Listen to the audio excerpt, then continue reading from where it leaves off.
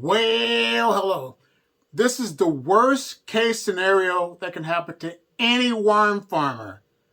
And that is when all of your worms try to escape. And we call this a mass exodus of your worms.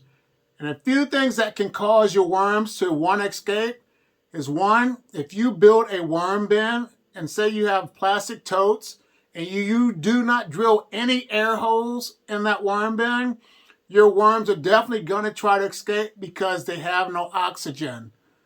And how you would find that out, common sense, I'm just saying, if you took that lid off and hopefully your worms are still alive, you will have worms all over the lid trying to get out of your worm bin. So please make sure you always add air holes to your worm bins. Number two, if your worms are outside and there's no covering over the worm bin and you get a huge rain, that can cause your worms to want to escape because they do not want to drown and they're going to get out of that worm farm to survive. So make sure you have it covered up with a breathable material.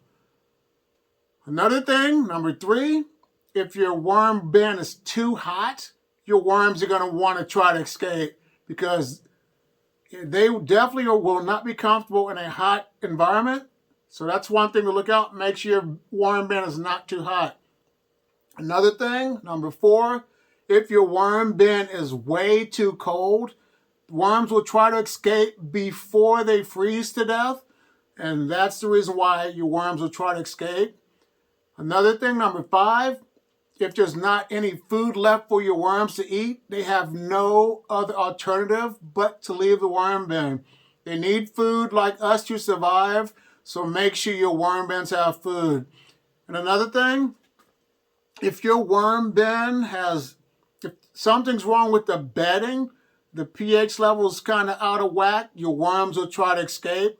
So the thing to do about that is to make sure you get all of that bedding out and restart over and try not to put the same things in that cause that problem.